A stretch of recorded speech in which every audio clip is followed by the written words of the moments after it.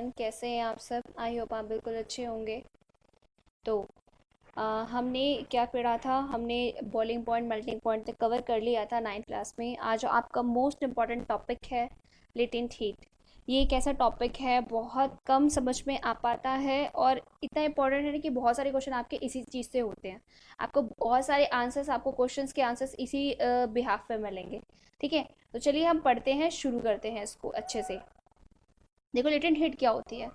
Latent heat को हम हिंदी में बोलते हैं गुप्त ऊष्मा। गुप्त ऊष्मा का मतलब होता है छुपी हुई एनर्जी, छुपी हुई हीट एनर्जी। ठीक है, तो ये क्यों होती है, अब कैसे होती है, इसको पढ़ते हैं। The latent latent heat, the heat energy which has to be supplied to change the state of a substance is called latent heat. ऐसी heat energy which has to be supply, जो कि सप्लाई की जाती है the change the state of a substance, उस substance के state को change होने में जो हीट एनर्जी सप्लाई होती है उसी को हम उस सब्सटेंस की लेटेंट हीट कहते हैं। ठीक है, हर किसी मैटर की अपनी अपनी लेटेंट हीट होती है। जब भी वो मैटर, कोई भी मैटर, मैंने बताया था, जब भी कोई भी मैटर एक फॉर्म से दूसरी फॉर्म में चेंज होता है तो वह अपनी लेटेंट हीट की वजह से चेंज होता है। तो उसका इफेक्ट क्या, उसकी एनर्जी जो होती है, उसके अंदर जो एनर्जी होती है वो उसकी खुद की लेटेंट हीट एनर्जी होती है, जिसकी वजह से वो अपनी स्टेट से दूसरी स्टेट में चेंज होता है। वही उसने कहा है, द हीट एनर्जी, वो heat energy which has to be supply, जो कि सप्लाई की जाती है, the change the state of a substance, जब हम चेंज करते हैं उस स्टेट के सब्सटेंस को, सब्सटेंस के उस स्टेट को चेंज करते हैं, is called its latent heat. तो हम उसे उसकी लेटेंट हीट कहते हैं। तो हमें उस मैटर की लेटेंट हीट उसे कहते हैं, उस सब्सटेंस की लेटेंट हीट उसे कहते हैं जब वो चेंज होता है एक स्टेट से दूसरे स्टेट में। ठीक है, आई होप यहाँ तक कोई क्लियर, बिल्कुल अच्छे से क्लियर हो गया होगा। Latent heat does not rise the temperature. Latent heat का जो राइज, अगर टेम्परेचर बढ़ता है कम होता है, इससे लेटेंट हीट पे कोई फर्क नहीं पड़ता। ठीक है, अब देखो, it is of two ways, ये दो प्रकार से होती है, latent heat of fusion, latent heat of vaporization. चलो डिटेल में पढ़ते हैं इसको। फ्यूजन और वेपोराइजेशन क्या होता है। ठीक है, latent heat of fusion, fusion क्या होता है, the latent heat of fusion of a solid is a quantity of heat in joules required to convert 1 kilogram of solid to liquid without any change in temperature।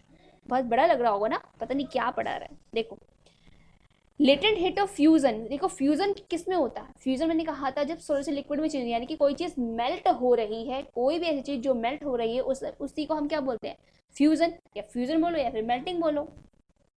तो latent heat of fusion of a solid, solid का latent heat of fusion is a quantity, वो quantity होती है of heat, heat की in joules, joules में, required, जो कि required होती है टू कन्वर्ट, कन्वर्ट बदलने के लिए, किसको, 1 किलोग्राम ऑफ सॉलिड को लिक्विड में, कितने कितने चीज को कहते हैं, क्वांटिटी को, 1 किलोग्राम ऑफ सॉलिड को लिक्विड में चेंज करने के लिए without any change in temperature, बिना टेम्परेचर को चेंज किए 1 किलोग्राम सॉलिड को लिक्विड में चेंज करने के लिए जो हमारी हीट होती है इन जूल्स में रिक्वायर्ड होती है, जो हमारी हीट जूल्स में रिक्वायर्ड होती है, उसी को हम उस सब्सटेंस की, उस मैटर की क्या कहते हैं, लेटेंट हीट ऑफ फ्यूजन कहेंगे, लेटेंट हीट ऑफ मेल्टिंग कहेंगे, क्योंकि वो सॉलिड से किस में चेंज हो रहा है, मेल्टिंग में चेंज हो रहा है। अगेन दोबारा सुन लो, the latent heat of fusion, जो लेटेंट हीट ऑफ फ्यूजन होता है ऑफ अ सॉलिड, ये सॉलिड में होता है,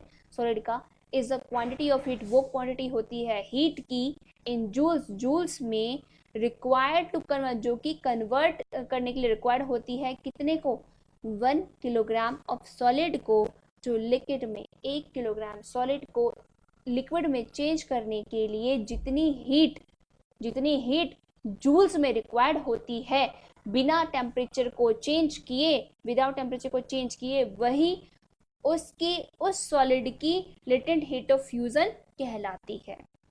जैसे एग्जांपल है, latent heat of fusion of ice कितना है, 3.34 इंटू 10⁻² जूल्स पर केजी। इसका मतलब है कि आइस का अगर हम 1 किलोग्राम लेंगे, आइस का हम 1 किलोग्राम, 1 किलोग्राम आइस लो, उसको अगर हम कन्वर्ट करते हैं लिक्विड में तो उस आइस के लेटेंट हेट ऑफ फ्यूजन कितना होगा? 3.34 10⁻², जूल्स पर किलोग्राम, क्योंकि एनर्जी हम किस में लेते हैं? जूल्स में। याद रखिएगा एनर्जी की जो यूनिट होती है वो क्या होती है? जूल्स होती है। तो 1 किलोग्राम को, अगर 1 किलोग्राम आइस को हमने लिक्विड में चेंज किया है तो उसके लिए हमें कितनी लेटेंट हीट ऑफ एनर्जी की जरूरत होती है? लेटेंट हीट फ्यूजन की जरूरत है 3.34 इंटू 10⁻², जूल्स पर केजी। ठीक है, बात समझ में आई? जो फ्यूजन होता है वो किसमें होता है? फ्यूजन होता है किसमें? सॉलिड टू लिक्विड में हमारा फ्यूजन होता है, और उसके लिए जो एनर्जी लगती है, जो एनर्जी 1 किलोग्राम, उसकी कितने क्वांटिटी के लिए? 1 किलोग्राम सॉलिड को लिक्विड में चेंज करने के लिए जो एनर्जी लगती है जूल्स में, उसी को हम उसकी लेटेंट हीट ऑफ फ्यूजन कहेंगे। ठीक है, नेक्स्ट देखो, latent heat of vaporization. Vaporization क्या होता है? The latent heat of vaporization of a liquid is the quantity of heat in joules required to vapor convert 1 kilogram of a liquid to vapor without any change in temperature. The latent heat of vaporisation क्या होता है? Vapour हमने क्या किया था? Vapour को हम कैसे बनाते थे? जब हम लिक्विड से किस में चेंज करते थे? वेपर में चेंज करते थे। पानी गर्म किया, पानी को हमने भाप में चेंज कर दिया, यानी कि वेपर में चेंज कर दिया, उसी को हम वेपोराइजेशन बोल रहे थे। तो लेटेंट हीट ऑफ वेपोराइजेशन क्या होता है? The latent heat of vaporization of a liquid, liquid का इज द क्वांटिटी, वो क्वांटिटी होती है ऑफ हीट की इन जूल्स में रिक्वायर्ड होती है टू कन्वर्ट, यहाँ पे सॉरी, यहाँ पे जो आपका ये है वेपर है वो गलती से आ गया, कट कर देना। To convert to a vapour convert, या फिर vapour to a convert, vapour में जो चेंज करने के लिए, कन्वर्ट क्या करने के लिए? 1 किलोग्राम ऑफ लिक्विड को, 1 किलोग्राम ऑफ लिक्विड को, 1 किलोग्राम लिक्विड को किस में चेंज करने के लिए? वेपर में चेंज के लिए, without any change in temperature, बिना टेम्परेचर को चेंज किए 1 किलोग्राम लिक्विड को वेपर में चेंज करने के लिए जितनी क्वांटिटी ऑफ हीट की जूल्स में आपको जरूरत पड़ती है, उसी को हम उसकी क्या कहते हैं? Latent heat of vaporisation. उसी को हम उसकी लेटेंट हीट ऑफ वेपोराइजेशन कहते हैं। The latent heat of water, water को हम किस में चेंज करेंगे भाई? वाटर को हम किस में चेंज करेंगे? वेपर में चेंज करेंगे। तो लेटेंट हीट ऑफ वाटर कितने होते हैं? 22.5 इंटू 10⁻5 जूल्स पर केजी। ये आइस से बहुत ज्यादा होती है, क्योंकि हमें पानी को क्या होता है? उबालना पड़ता है। ठीक है, तो इसलिए ज्यादा है 22.5 into 10⁻5 joules per K G. Again एक बार सुन लो, अगेन क्या होता है इसमें? अगेन देखो क्या होता है इसमें कि जो लेटेंट हीट ऑफ वेपोराइजेशन क्या है, देखो सेम सेम कंडीशन है, सेम सेम हमारे फ्यूजन और वेपोराइजेशन की, बस फर्क कितना है उसमें क्या हो रहा है? हमारे फ्यूजन में हो रहा है सॉलिड से लिक्विड में चेंज हो रहा है, और वेपर में क्या हो रहा है? लिक्विड से वेपर में चेंज हो रहा है। क्वांटिटी क्या करनी है? वही क्वांटिटी है हीट की, इन जूल्स में करेंगे, जो कि 1 किलोग्राम ऑफ लिक्विड को वेपर में चेंज करेगी without any change in temperature. बिना टेम्परेचर को चेंज किए 1 किलोग्राम लिक्विड को वेपर में चेंज करने के लिए जितनी हीट हमारी जूल्स में रिक्वायर्ड होती है, उसी को हम उसकी लेटेंट हीट ऑफ वेपोराइजेशन कहते हैं उस मैटर की। और जो हमारी लेटेंट हीट ऑफ वाटर है वो कितना है? 22.5 इंटू 10⁻5 जूल्स पर किलोग्राम। ठीक है, बहुत इजी है। एक बार दो बार अपने आप पढ़ोगे तो आपको खुद रिलेशन समझ में आ जाएगा कि फ्यूजन और वेपोराइजेशन बहुत ज़्यादा इजी है। ठीक है, लेटेंट हीट की डेफिनेशन बहुत ज़्यादा पूछी जाती है, ये बात ध्यान रखना। लेटेंट हीट बहुत इंपॉर्टेंट है, तो उसकी डेफिनेशन बार बार रिपीट कर लेना, एक बार और अच्छे से याद कर लेना। ठीक है, नेक्स्ट देखो, ये जो नोट्स है, नोट बनाया हुआ है मैंने, जो ब्लैक से लिखा हुआ है, नोट इतना इंपॉर्टेंट है ना, इतना इंपॉर्टेंट है, मतलब आपके 2-3 क्वेश्चन इसमें से हो जाएंगे।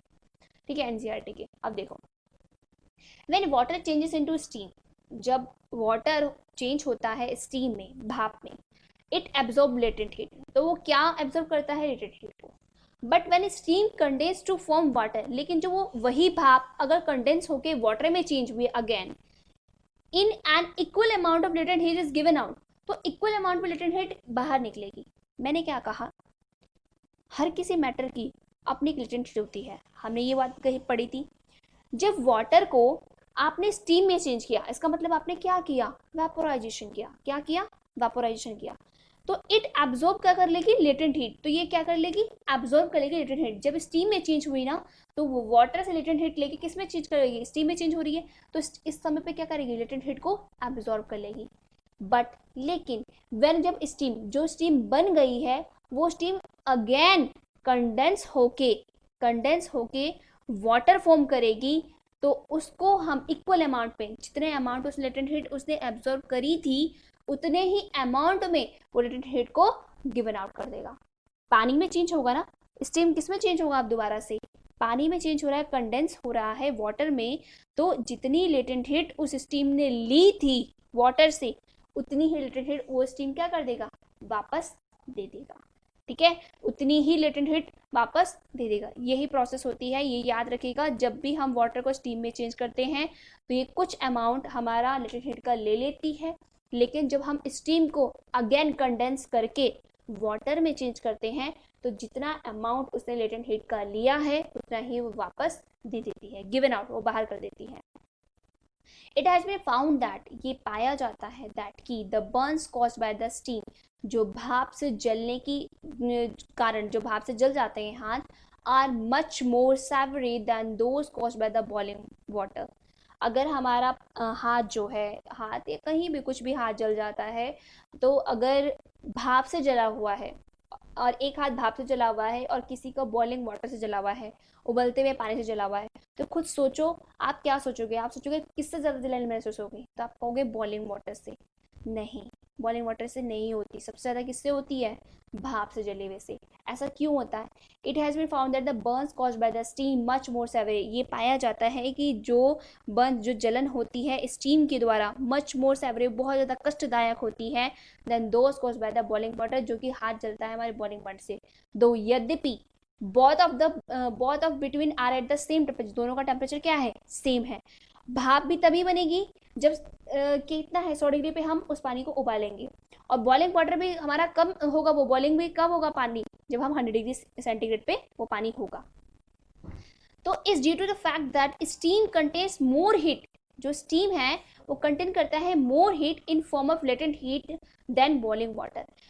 पानी के उबलते के समय, पानी उबलते समय कोई लेटेंट हीट नहीं होती, पानी उबलते समय उसमें कोई लेटेंट हीट नहीं होती, लेकिन जैसे ही वो स्टीम बनता है, जैसे ही वो स्टीम में कन्वर्ट होता है बॉइलिंग वाटर, उसका अपना वो लेटेंट हीट एब्जॉर्ब कर लेती है। अभी जस्ट हमने पढ़ा कि जब वाटर को हम स्टीम में चेंज करते हैं तो इट एब्जॉर्ब लेटेंट हीट को एब्जॉर्ब कर लेती है। इसका मतलब है कि ऐसा नहीं है जब स्टीम में चेंज हो गई तो उसमें कोई भी हीट नहीं है, उसमें फिर भी हीट होती है। ठीक है, तो इसी वजह से स्टीम में लेटेंट हीट की वजह से ही, स्टीम में लेटेंट हीट की वजह से उसके कारण जो जहाँ भी हमारा हाथ जलता है वो ज़्यादा कष्टदायक होता है, ज़्यादा जलन महसूस करता है in comparison to boiling water. ठीक है, in comparison to boiling water, इसलिए वो पता दिखेगा नहीं। जो अगर हमारा उससे होगा ना, स्टीम से चलता है तो दिखता नहीं है, ना उसमें फोकी होंगे, ना कुछ में कुछ भी होगा, कुछ नहीं होगा, लेकिन उसमें जलन होती रहेगी। कहते हैं यार कुछ तो हुआ नहीं हाथ में, छोड़ो कुछ नहीं लगाते। लेकिन बॉइलिंग वाटर में क्या होता है, जब भी आप पानी गिरता है ना बॉइलिंग वाटर में, तो क्या होता है कि एकदम से फफोले हो जाते हैं, बड़े बड़े से वो हो जाते हैं वो, तो उसमें क्या करते हैं हम?